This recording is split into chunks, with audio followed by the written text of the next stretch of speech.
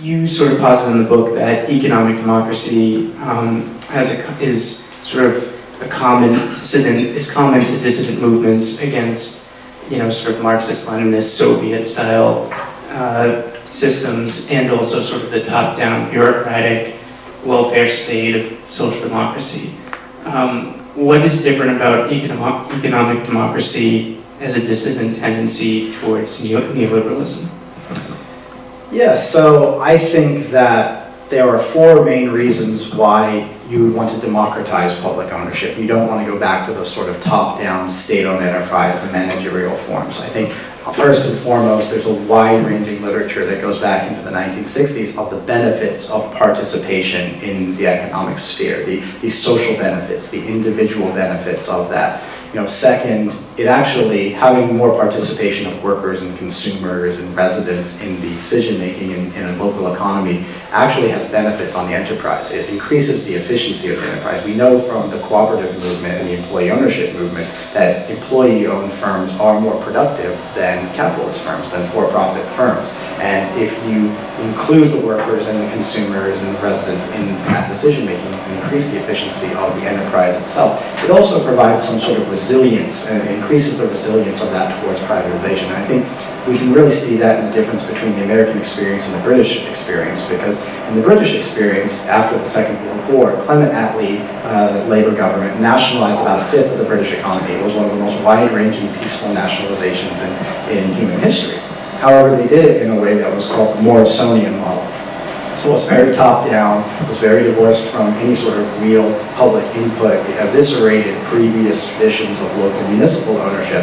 And as a result, they didn't really cultivate a constituency of support. So when Margaret Thatcher came in the 1970s and early 1980s, she could just privatize it like that. It was very easy. People weren't lining up to defend publicly owned enterprises in the UK, unlike in the United States, which is actually quite interesting. So I give this example as well. So in 2013, President Obama had in his budget a throwaway line that said, let's privatize the Tennessee Valley Authority.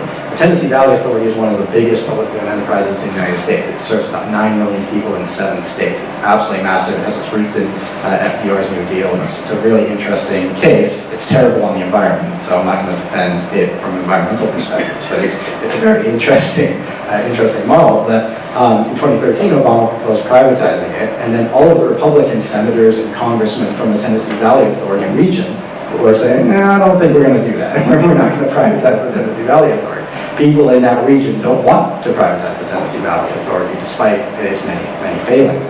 And I think that's the interesting thing about the United States context. I'm not going to sit up here and claim that we have really highly participatory, democratic, publicly owned enterprises, because we don't. They're very traditional, and they're really mostly concerned with decreasing costs for consumers in many cases. However, because the way that we're decentralized, they're actually closer to the people, especially at the local level, than in many other countries. And that people seem very hesitant and reluctant to turn over their, say, water system or their electricity system or something to privately owned enterprise. So just last week or a week and a half ago in Baltimore, they had a referendum to ban water privatization. 77% of the people of Baltimore voted to amend their city charter to ban water privatization.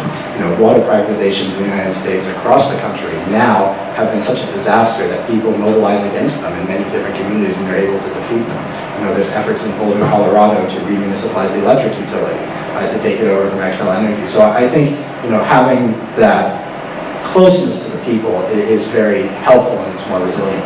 So I got through 2, right? That was 2 out of the 4 reasons for democratization.